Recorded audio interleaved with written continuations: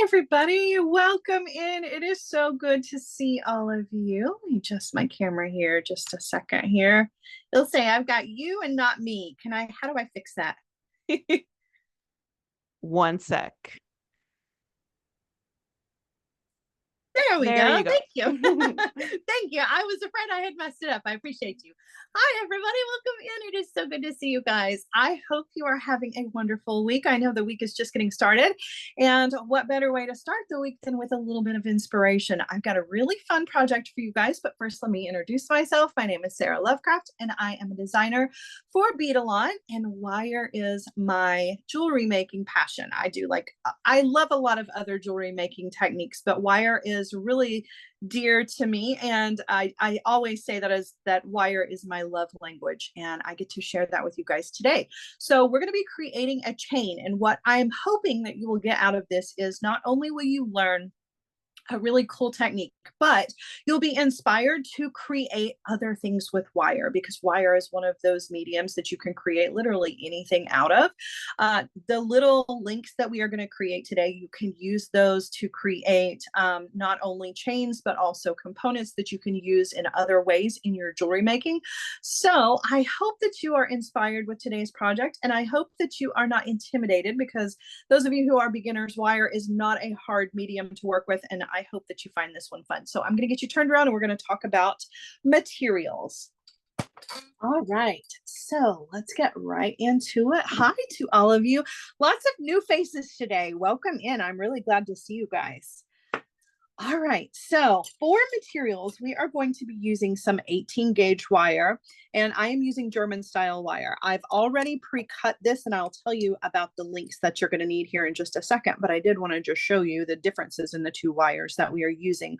So this is 18 gauge wire, and as I mentioned, this is German style wire. So this is a medium temper wire, meaning that this has a little bit more structure than your dead soft wires. So this really kind of retains its shape a little bit better than your dead soft wires. I really prefer using German style wire when creating components. 18 gauge wire is a really nice, strong, structured wire. However, it does require a little bit of work hardening, so we are going to be doing some of that. I'm also using some 26 gauge wire. Now the 26 gauge wire that I'm using, you can see there's a big difference here as far as the size is concerned.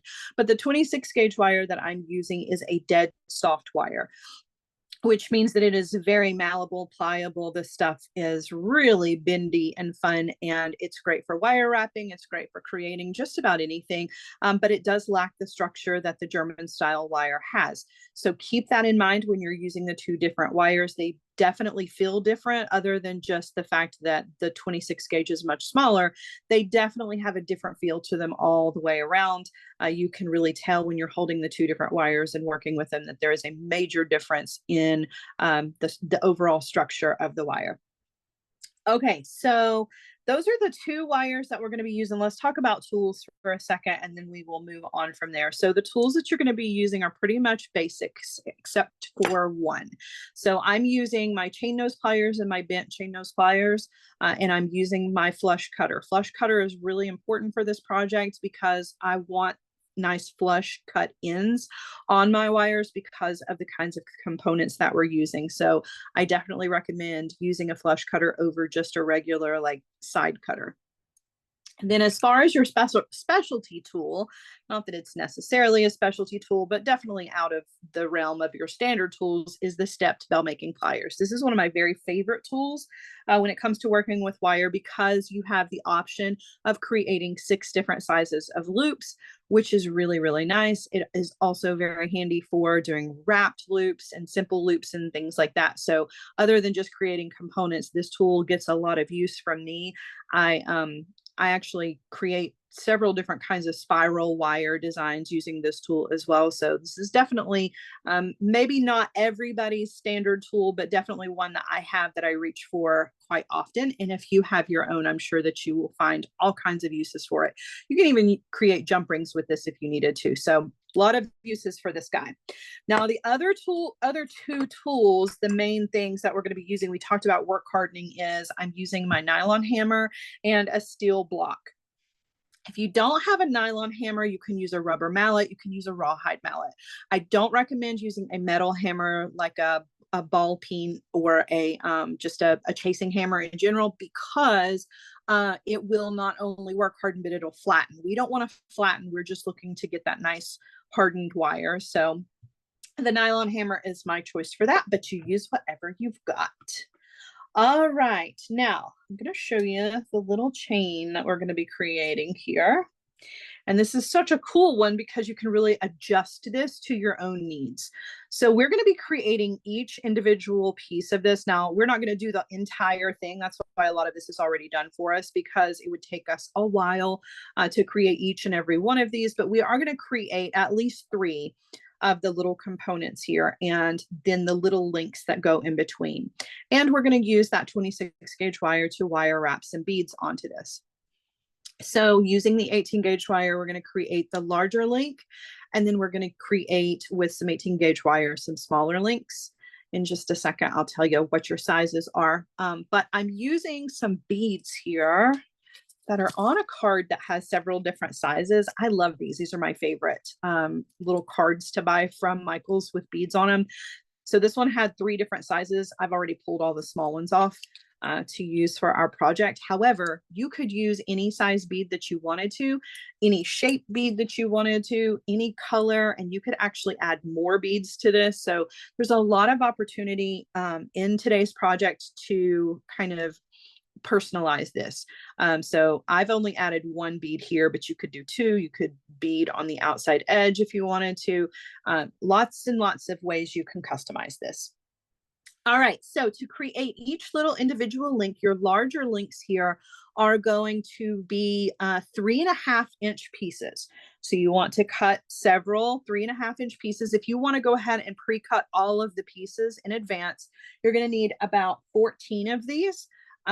Or you can just cut them as you go. It's totally up to you. In the instructions, all of the cutting is done in advance.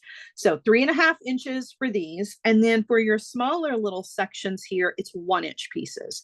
So if you want to go ahead and cut those as well, you can cut 14 little 1-inch pieces.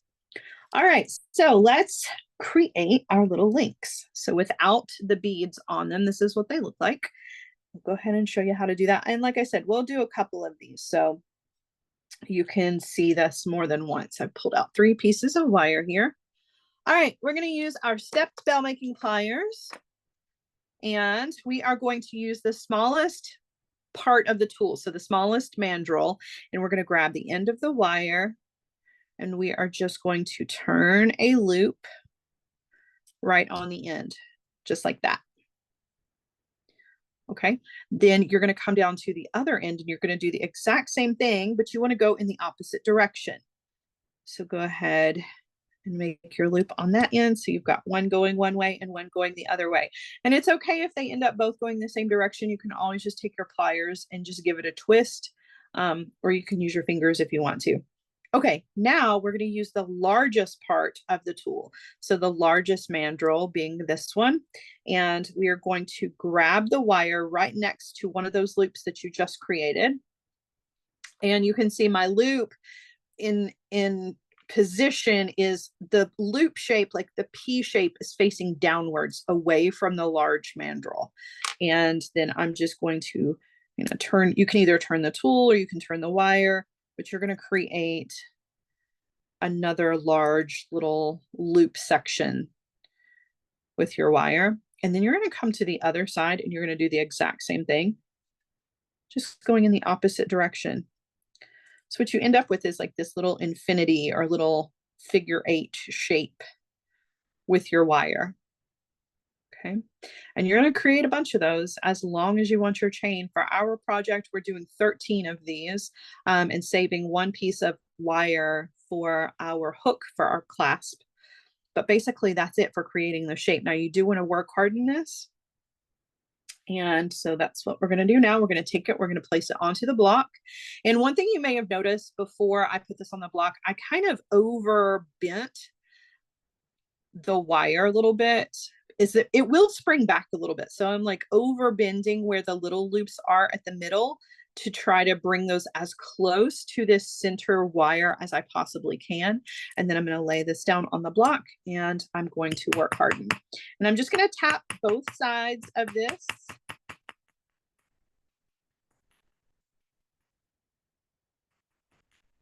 You can feel it as you go to kind of decide whether or not you work hardened it enough. What you want is you want that structure to be nice and sturdy and strong enough that it doesn't feel like it's going to move out of shape. This one is still a little weak right here.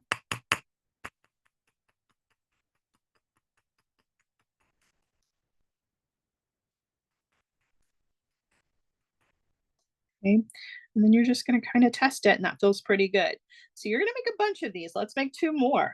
This project's probably going to go by pretty quickly, actually, because really we're just kind of repeating this process until we get to the wire wrapping part. But all right, so let's do it again. We've got another 3.5-inch piece of wire here, using the smallest mandrel on the tool to create our little loop on one side. And then we're going to come down to the other side, going in the opposite direction, creating a little loop. Okay. And then you're going to take that off of the tool. You're going to place that back here so you can use the large section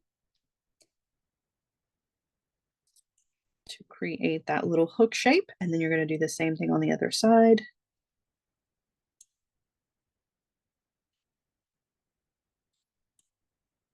You've got your little shape here, and if you need to overbend, you can do that.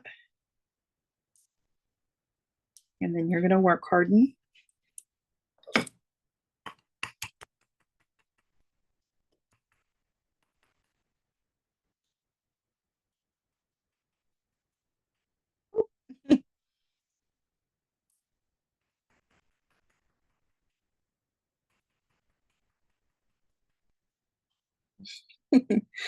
All right, y'all are funny in the comments.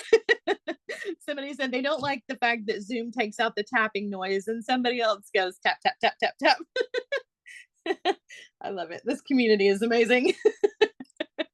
All right, so let's do one more, and then we'll move on to the other component that we're going to make, because third time's a charm. It never hurts to see something a couple of times, right? So we're going to create our loop on the end, and then we're going to do our loop on the other end. Too funny. All right. Okay, and then we are going to use the larger part of the tool on one end, and then on the other end. Now, I talked about customizing this. One of the ways that you can customize this is by making your components smaller or larger, right? If you wanted a larger link chain, you absolutely can use longer pieces of wire for this. You do kind of have to experiment a little bit with the larger pieces of wire. 3.5 inches was the sweet spot for this component, in the sense that 3.5 inches versus the tool and what mandrels I used for this put my little loops directly in the center, which is what I was going for. So if you change the measurements of your wire a little bit, it may kind of move these little loops out away from the center. So I definitely would go for, if you're going to use the small and the large part of the tool, I would definitely try to go in 1/2 inch increments as you are adjusting your measurements. So then that way, if you want these 2 loops to still meet in the middle, it should still kind of do that. And you can also kind of play around with the sizes of the mandrel as well, to really kind of get the shape and the size and the placement of all of the parts of this exactly where you want them. But that being said, of course, you can make larger components and smaller components obviously with some smaller wire, and then maybe using the small and maybe another one of the smaller parts of the tool to create a smaller little infinity or figure 8 shape depending on what you want to call it. And the same is true for these guys as well. Now, these guys you can't get much smaller because we are using the smallest mandrel to create these, I believe.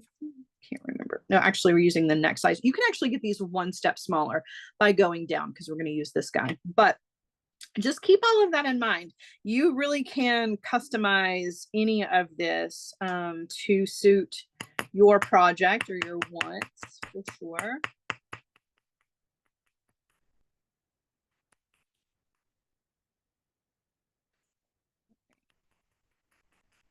They don't need a lot of work hardening. I just want to give them a little extra, particularly in the middle. I want to be sure that they're nice and strong.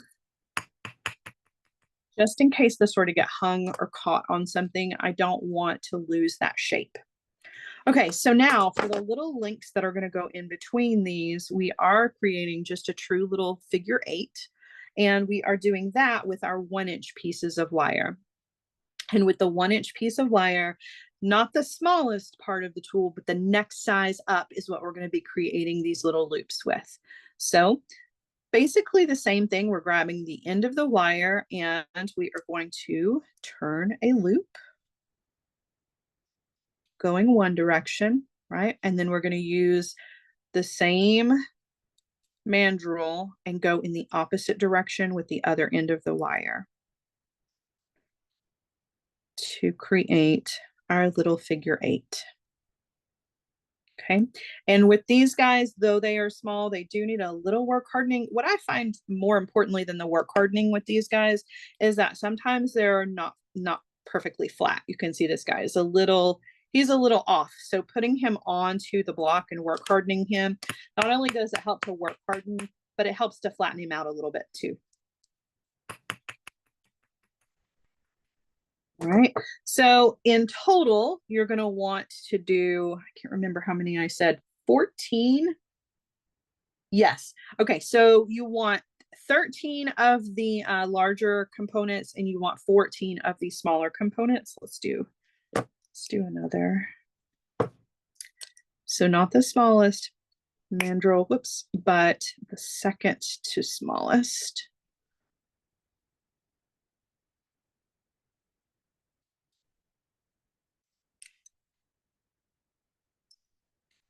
And you can see, because the wire is kind of short, it acts funny. That's why I like to put it on the block to flatten it out, because as you turn that second loop with this little short piece of wire, it kind of wants to act funny and get a little twisted, not lay flat. But putting it on the block definitely helps with that. All right. So you're going to create as many of those as you want to, create your chain. Your chain can be a necklace chain. It can be, a bracelet chain. It could be whatever you want it to be.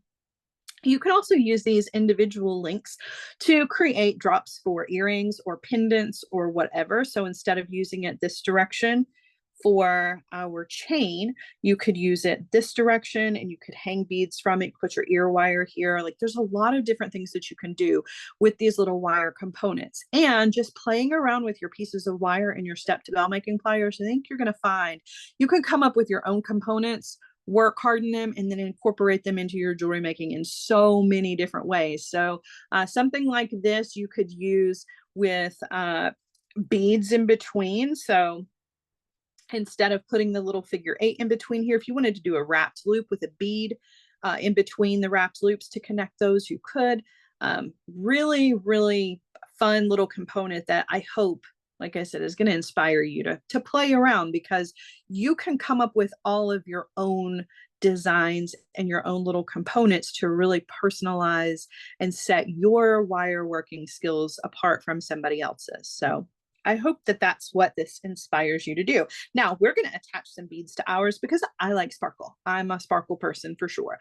And I wanted to use these little beads so that it didn't really distract, but you could use big beads. You could use bicones. You could use anything you wanted to here to really get whatever kind of look you're going for.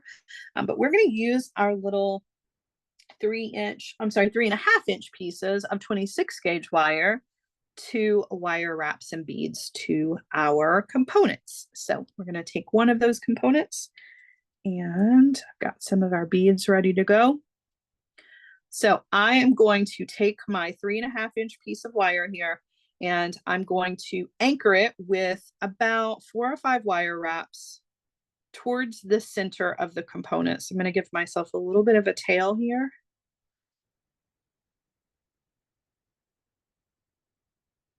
And you can use your pliers if you need to. So I know this is like a small space, so it might be easier to use your pliers to do your wire wraps than just trying to get your fingers in there.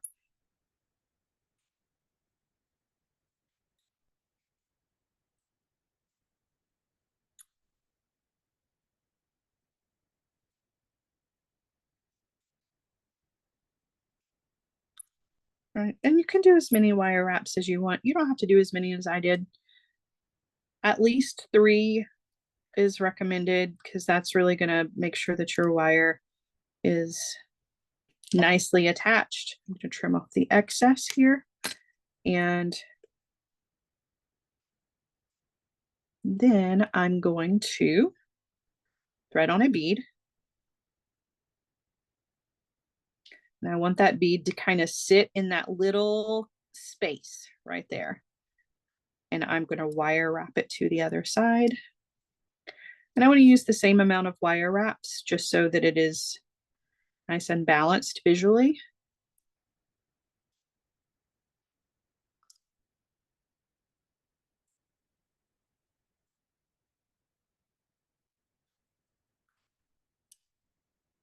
Oh, we've got some newbies calling themselves newbies in the comments. I'm so happy that you're here. And I do not want you to be intimidated by wire at all. I really, really want you to give this project a try because this is a great way to really kind of familiarize yourself with the way wire feels. Not only are you going to get a good understanding of the difference in the way that the different gauges feel, but also the differences between the German style wire and the artistic wire being a dead soft wire. You really get a feel for that. But it also really kind of helps you to get comfortable with just using wire in general because you're using your tools to make larger components. You don't have to worry about these like fine little details. As a matter of fact, you can let yourself off the hook by making messy wire wraps here if you want to. Don't worry about the small things. So if your wire wraps don't look nice and neat like this, that's okay, right? It's okay. You can just consider it a part of the design if you want to, or you can use your tools and really kind of get in there and straighten them up if you want to. But the most important part of all of this is having fun and being inspired and feeling like you have control over the wire. That is the biggest challenge for new people when it comes to working with wire, because sometimes it feels like the wire is bossing you around. You've got to be the boss of the wire. And until you're comfortable with that, you're really going to feel intimidated by using the wire. So I challenge you to do projects like this where you're making a larger component because it really gives you a lot more, it feels like you have a lot more control before you dive into something small. So I hope that you are enjoying today's class for sure. And if you are looking for more wire inspiration, definitely check out the other YouTube videos from Michael's, because not only do I have other wire classes, but there are some other amazing designers who have some wire classes and wire projects, as well as everything else you could possibly think of. There's quilting and painting and everything else. So if you ever want to learn anything, the Michael's online classes and watching the replays, that's where it's at. You can really kind of fast forward through and get right to the steps that you need. And if you're looking for a little creative boost, it's a great place to find some inspiration for sure. All right. I stabbed myself, guys. What do we say? If you don't have DNA, there's not any DNA on your work. You're doing it wrong. This 26 gauge wire, it can be really sharp. So just be mindful of that for sure. Will definitely poke you. All right, so I'm going to add another bead here.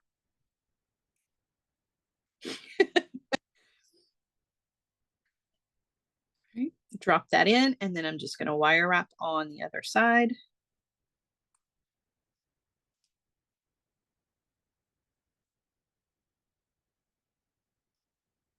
And another good reason to work harden is because when you're holding onto the wire like this and you're wire wrapping a bead to it or whatever you happen to be doing, I mean, you could be attaching another piece of wire.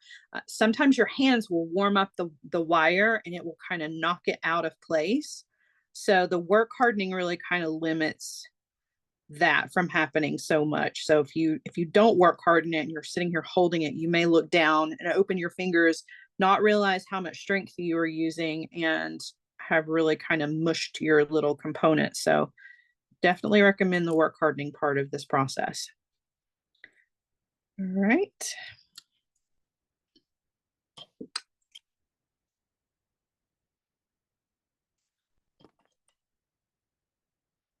All right, so you're just going to do that to each one of your little components, right? And for me, I'm a really hard on myself. I tell you guys not to sweat the small stuff and to give yourself grace. Like I really do.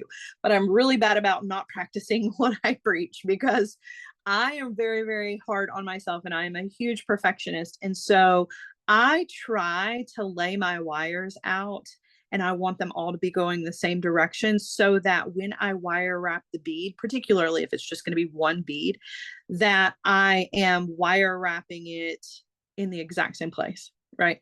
So in other words, I lay these out and I look at them and I'm like, okay, well, this is going the right direction. So when I pick this up to wire wrap, you know, instead of it going like this and then putting the bead, that would drive me crazy, right? Even though I know theoretically you just flip this over, but the wire wraps would be, there's clearly a back and a front. And so that would drive me crazy. So if you're one of those people, I recommend just laying these out.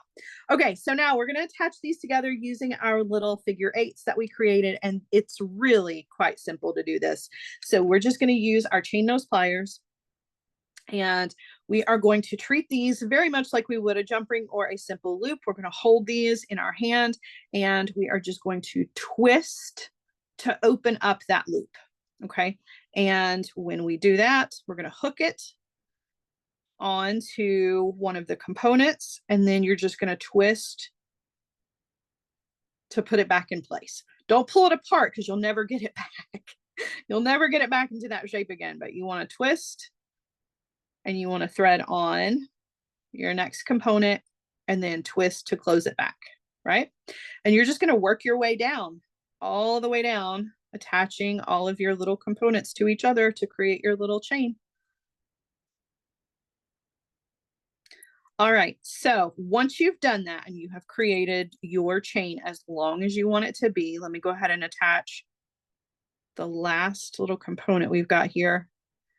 I'm going to go ahead and attach one more of these on the end because our clasp is actually going to attach to this. So I want to be sure that I've got one of these little figure eights on the end of the chain. Okay. And then we are going to attach another one here on this end, but we need to create our clasp first. All right, now the clasp is really kind of up to you. It doesn't have to look a certain way. I'm going to just make like a little hook. I will tell you that my hooks, every time I make them, they all look different. They never look exactly the same. But you can get creative with these. You're going to use one of your pieces. You should have at least one piece of the 18 gauge wire left. Okay. So we're going to come in with our chain nose pliers. Now we're going to do a wrapped loop on this guy, though you could do a simple loop if you wanted to, if you're not quite ready to do a wrapped loop. Just creating one of the loops like we did with these little components on the very end is just as good. Okay, so you can definitely do that. But I'm going to do a wrapped loop. So I'm going to come down from the end of the wire about an inch, and I'm going to bend the wire. I'm going to come in with my stepped bell making pliers, and I'm going to place that bend right here in the middle. I'm going to go up and over the smallest mandrel, just like that. I'm going to rotate these in my hand so that I can take that wire over to the other side. And then I'm going to switch hands and I'm going to wire wrap in that space underneath that loop. Now this is 18 gauge wire, so this can be a challenge because it's really strong wire. So definitely want to use your pliers to do the wraps. Go for it. Okay, so we've got our wraps loop. I'm going to come in with my cutter and trim off the excess wire that I don't need. Okay. All right, now I'm going to use my step spell making pliers again to create just like a hook shape, just like we did with our other components. And you can really place this like right up against the wire wraps, or you can give it a little bit of space. Really kind of just depends on how big you want your clasp to be. But basically, we're doing the same thing that we did with the components. We're just kind of using that mandrel to create kind of a loop shape, right? And then I'm going to come in with my cutter and I'm going to trim off. Now, this doesn't make any sense at all at the moment. I'm going to open it up just a little bit, and then I'm going to create like a little loop on the end. And you can use your chain nose pliers to do that. I don't always get it perfect. Sometimes I really mess this part up, so you can know that if you mess it up, you're not the only one. But just to give this a little decorative end to it. And you can skip this part. You can just cut it flush and call it a day if you want to. But I'm just creating a little hook. Now, there are a ton of different wire possibilities when it comes to creating clasps and hooks. You can see this one looks much different than the other one. I actually like the original much better. I like the shape of that. I think I cut the wire a little too short. I left it nice and long with this one. So you can make those kinds of adjustments. But 3 inches, 3.5 inches is all of the wire that you're actually going to need to create that. I do recommend putting this onto the block and work hardening it a little bit. I'm going to use this one because I like it better. But the steps are the same, okay? Now this one, I used a little bit longer wire. This one I hadn't flattened out yet, and I didn't close up my loop. But just to show you, like, you can get different shapes. This one, I didn't use the large part. I used the second largest for that little curve. So kind of looks like a fish hook, right? But you do you, right? You get creative and come up with something that you like. You're going to attach, after you work hard on this, you're going to attach one of those little figure eights to the loop that you created, and then you're going to attach it to the opposite end of your chain. So again, you're just going to twist and attach, twist. I love that you guys are talking about accidents that I've had in classes in the comment section. I have had some really crazy things happen.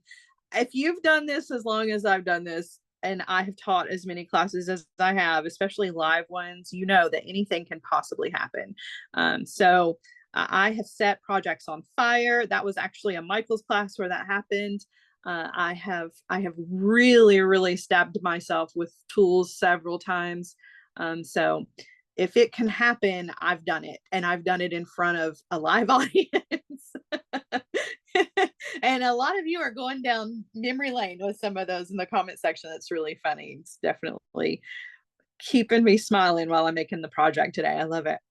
All right, so there's our little hook. And again, you don't even have to do a hook if you don't want to. You could literally grab a package of lobster clasps or spring rings or whatever kind of clasp you want from Michael's. There's a whole lot of them. So if you don't like any of the hooks that you make, you know what? You can always just go with one that's pre-made. There's nobody says you can't, but there is your chain for you. And you can really, create as many different links as you want so that you can have this as long as you want it. You can make it a bracelet if you wanted to. You could make earrings out of it. You could make multi-strand designs. You could pop beads in between here. I really hope that you are inspired to play around with this and come up with some other things that you can do with these really cool chains. All right, guys, I'm going to turn you around and I'm going to show you what it looks like hanging on a bust, and then we will part ways. I do want to thank you, everybody who is here and those of you who will watch on the replay later. Thank you so much for letting me be a part of your beadie journey. I love these classes. It is a whole lot of fun. It is a whole lot of fun to see you guys in the comment section enjoying. So lets me know that I'm giving you content that you love. And like I said, be sure you're checking out Michael's other classes and the other designers, because there are some amazing projects. You are not going to have any trouble finding something to inspire you. So this is what it looks like hanging on the bust. You could hang dangles from this if you wanted to. There's so many options. So I hope that you have enjoyed, and I look forward to seeing you guys very soon with another fun class. You guys have an amazing rest of your week. I will see you soon. Bye, guys.